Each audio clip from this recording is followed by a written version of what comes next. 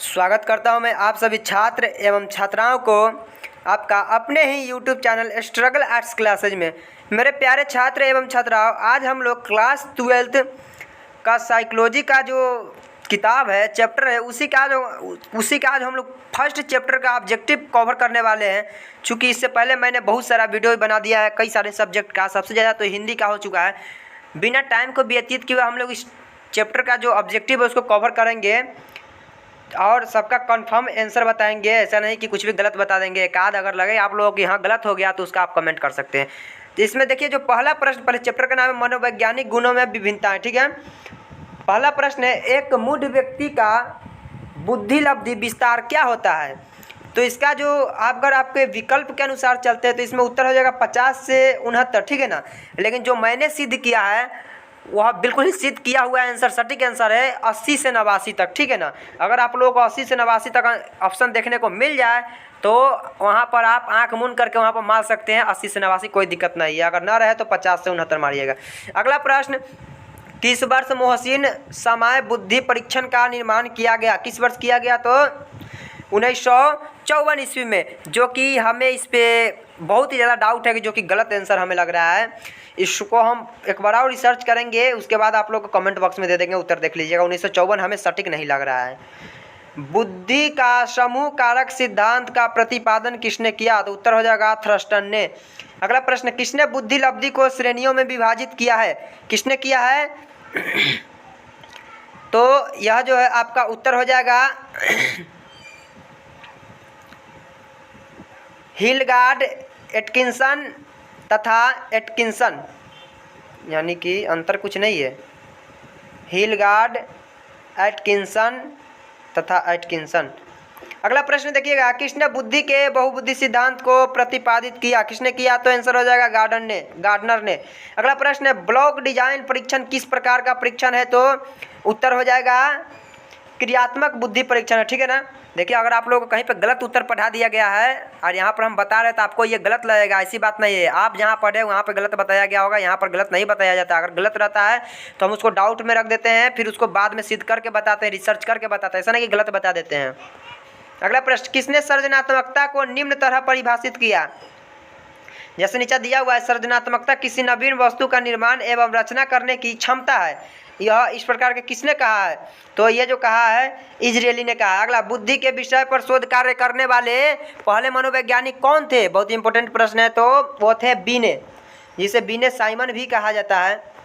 अगला प्रश्न, संवेगात्मक बुद्धि पद का प्रतिपादन किसने किया? उत्तर हो जाएगा सैलोबे तथा मेयर ने। किसने बुद्धि को एक सार्वभौमिक क्षमता माना है? किसने माना है? तो उत्तर हो जाएगा उत्तर हो जाएगा बेसलर ने। क्या हो जाएगा? बेसलर ने। अगला प्रश्न, थ्रस्टन के अनुसार बुद्धि में कितने प्राथमिक मानसिक योग्यताएं उपस्थित होती है? आपका उत्तर हो जाएगा 5। ठीक है, निम्नलिखित में कौन एक व्यक्ति का सिलगुण है?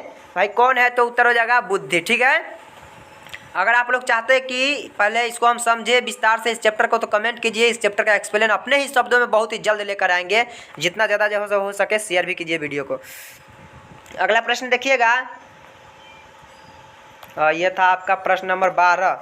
13 नंबर प्रश्न देखिएगा, जिन व्यक्तियों की बुद्धि लब्धि 90 से 100 के बीच होती है उन्हें क्या कहते हैं? तो उन्हें, देखिए इसमें आंसर गलत दिया हुआ था। ठीक है ना, इसमें आंसर ए दे दिया हुआ था, जल। नहीं, जिन व्यक्तियों की बुद्धि लब्धि 90 से 100 के बीच होती है ना, उन्हें हम लोग कहते हैं सामान्य। ठीक है ना, ये सिद्ध किया हुआ उत्तर है, ये ना सोचिए गलत बता रहे हैं। किसने कहा कि अमूर्त चिंतन की योग्यता ही बुद्धि है? किसने कहा? उत्तर हो जाएगा आपका टर्मन ने कहा था।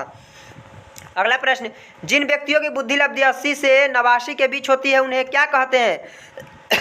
उत्तर हो जाएगा आपका मूड कहते हैं। क्या कहते हैं? मूड। किसने बुद्धि लब्धि के संप्रत्यय को विकसित किया है? किसने किया है भाई? तो उत्तर हो जाएगा टर्मन ने। व्यक्ति के जीवन में सफलता का कितना प्रतिशत संवेगात्मक बुद्धि से निर्धारित होता है? कितना प्रतिशत? तो लगभग 70%। प्राथमिक मानसिक योग्यता का सिद्धांत किसने प्रस्तुत किया भाई? किसने किया? तो गार्डनर ने। किस वर्ष बुद्धि का पास्ट मॉडल विकसित हुआ? किस वर्ष? तो 1964 में। मानसिक उम्र के संप्रत्यय को किसने विकसित किया? उत्तर हो जाएगा आपका बीने, यानी बीने साइमन ने।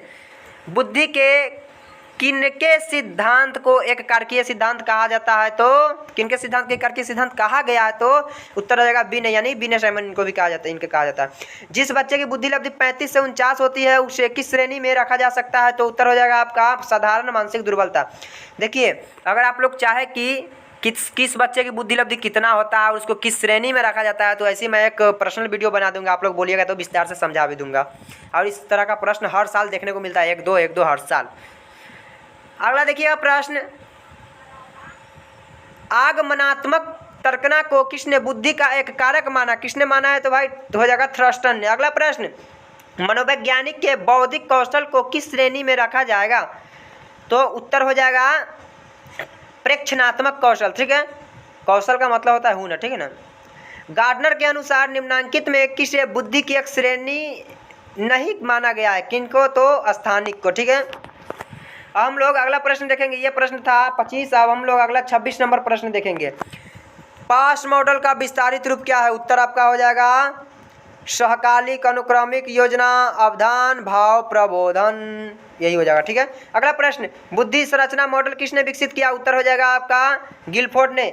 व्यक्ति की सृजनात्मकता की क्षमता को किस मनोवैज्ञानिक ने प्रभावी आश्चर्य का नाम दिया? किसने दिया भाई? तो उत्तर हो जाएगा ब्रूनर ने। ठीक है, अगला प्रश्न, संवेगात्मक बुद्धि के तत्वों में निम्नलिखित में से किसे नहीं रखा जा सकता है? किसे भाई? किसे? तो उत्तर हो जाएगा दूसरे को धमकी देना। ठीक है ना, इसे संवेगात्मक बुद्धि के तत्वों में नहीं रख सकते हैं। जिस बच्चे की बुद्धि लब्धि 33 से 49 होती है उसे किस श्रेणी में रखा जाता है या रखा जा सकता है? तो उत्तर हो जाएगा आपका अति गंभीर दुर्बलता। ठीक है ना, जिसका 33 से 49 होगा। बुद्धि के द्विकारक सिद्धांत का प्रतिपादन किसने किया? तो उत्तर हो जाएगा चार्ल्स स्पीयरमैन ने। अगला प्रश्न, निम्नलिखित में से कौन सृजनात्मक चिंतन की अवस्था नहीं है? तो उत्तर हो जाएगा सत्यापन। बुद्धि के बहुतत्व सिद्धांत का प्रतिपादन कौन किया? तो उत्तर हो जाएगा थ्रस्टन ने। थॉर्नडाइक ने बुद्धि को कितने वर्गों में विभाजित किया? उत्तर हो जाएगा 3 वर्गों में। बुद्धि लब्धि बराबर होता है, क्या होता है भाई? तो बौद्धिक आयु बटा यथार्थ आयु गुना 100। इसका और भी फार्मूला होता है। ठीक है ना, इसका हम 3 फार्मूला निकाले हुआ और तीनों फार्मूला सटीक है। ठीक है ना, एग्जाम में 3 बार पूछा गया है और तीनों में 3 किस्म का ऑप्शन था। हालांकि तीनों हम निकाल कर रख चुके हैं, चूँकि अभी इस वीडियो में ला नहीं पाए हैं, लेकिन उसको जरूर हम अगले बारे में उसको लाने की कोशिश करेंगे। 25 से नीचे बुद्धि लब्धि वाले लोगों को किस श्रेणी में रखा जाएगा? उत्तर हो जाएगा जड़ बुद्धि। अगला, वुंट कहाँ के रहने वाले थे? वुंट एक व्यक्ति का नाम है। ठीक है ना, वो कहाँ के रहने वाले थे? जर्मनी के। वेस्लर ने वयस्क बुद्धि परीक्षण किया, कब किया? वेस्लर जो है एक व्यक्ति है, वो वयस्क बुद्धि परीक्षण कब किया? तो 1955 में। पाश एलॉग परीक्षण कौन किया? तो उत्तर हो जाएगा अलेक्जेंडर ने। ठीक है ना, पाश एलॉग परीक्षण कौन किया? तो अलेक्जेंडर ने। समूह खंड सिद्धांत का प्रतिपादन किसने किया था? उत्तर हो जाएगा स्पीयरमैन ने। अगला प्रश्न, मानवीय विशेषताओं का अध्ययन करने के लिए गाल्टन ने कब प्रयोगशाला की स्थापना की? कब की? तो उत्तर हो जाएगा 1882 ईस्वी में। ठीक है, अब हम लोग प्रश्न देखेंगे। ये 41 था, हम लोग 42 नंबर प्रश्न को कवर करेंगे। ये 42 नंबर प्रश्न क्या बोल रहा है? गार्डनर ने अभी तक कुल कितने प्रकार के बुद्धि का पहचान किया, यानी कितने प्रकार की बुद्धि का पहचान वो कर चुका है? गार्डनर एक व्यक्ति का नाम है, वैज्ञानिक का नाम है। ठीक है, तो 8 प्रकार की बुद्धि का। ठीक है ना, नए एवं मूल्यवान विचारों को देने की क्षमता को क्या कहा जाता है? उत्तर हो जाएगा सृजनशीलता। ठीक है, यदि किसी व्यक्ति की मानसिक आयु तथा वास्तविक आयु लगभग बराबर हो तो क्या कहलाता है? तो वो कहलाता है सामान्य बुद्धि का व्यक्ति। ठीक है, गिलफोर्ड के बुद्धि मॉडल में बौद्धिक क्षमताओं की श्रेणियां हैं, कौन है भाई? तो गिलफोर्ड के बुद्धि मॉडल में बौद्धिक क्षमताओं की श्रेणियां कितना है? तो 150। कितनी श्रेणियां हैं? तो 150 है। व्यक्ति की किसी विशेष क्षेत्र की विशेष योग्यता ही क्या कहलाती है भाई? तो क्षमता कहलाती है। व्यक्ति की किसी विशेष क्षेत्र की विशेष योग्यता ही क्षमता कहलाती है। अगला प्रश्न, स्पीयरमैन के अनुसार बुद्धि के तत्व हैं, कौन है भाई स्पीयरमैन के अनुसार बुद्धि के तत्व? तो उत्तर हो जाएगा स्पीयरमैन के अनुसार बुद्धि के तत्व कितने हैं? कौन नहीं पूछ रहा है कि कितने हैं? तो 2 है। स्पीयरमैन के अनुसार बुद्धि के तत्व 2 है। अगला प्रश्न, बुद्धि के योजना अवधान भाव प्रबोधन तथा सहकालिक अनुक्रमिका मॉडल को प्रस्तावित किया भाई, किसने किया? तो उत्तर हो जाएगा जेपी दास नागलिरी किर्बी ने।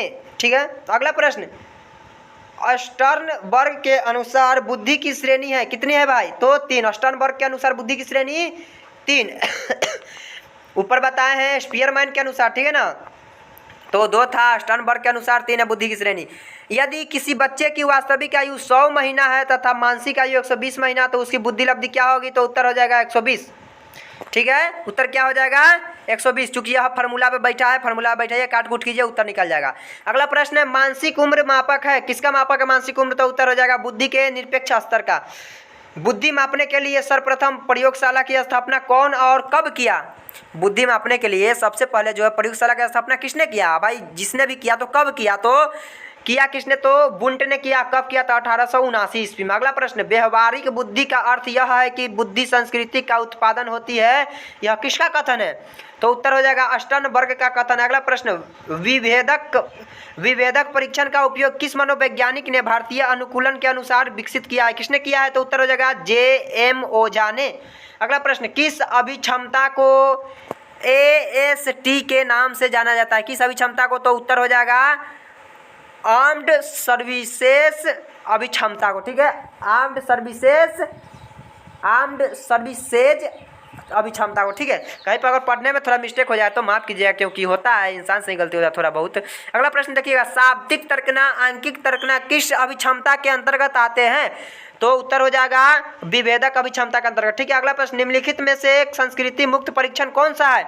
तो उत्तर हो जाएगा बीने साइमन परीक्षण, कैटेल बुद्धि परीक्षण, बेस्लर बुद्धि परीक्षण। ये सब जो है संस्कृति मुक्त ये सब जो है संस्कृति मुक्त परीक्षण है। ठीक है, अगला प्रश्न देखिएगा, प्रतिभाशाली बालकों की सबसे बड़ी विशेषता क्या है? तो प्रतिभाशाली बालकों की सबसे बड़ी विशेषता है सूझ से किसी भी चीज़ की सूझ ही बहुत ज़्यादा होता है। ठीक है ना, और बहुत सारी विशेषता है, तो यहाँ पर फिलहाल ऑप्शन के अनुसार बताना है। अब हम लोग 58 के बाद 59 नंबर प्रश्न को कवर करेंगे। क्या बोला है 59 नंबर प्रश्न? चलिए देखिए, निम्नलिखित में से कौन शाब्दिक बुद्धि परीक्षण है? कौन है भाई? तो उत्तर हो जाएगा पास एलॉन्ग परीक्षण, या फिर स्टैनफोर्ड बिने परीक्षण, या फिर घन निर्माण परीक्षण। ये सब जो है शाब्दिक बुद्धि परीक्षण। अगला प्रश्न, निम्नांकित में से विशिष्ट बालक नहीं है। कौन विशिष्ट बालक नहीं है?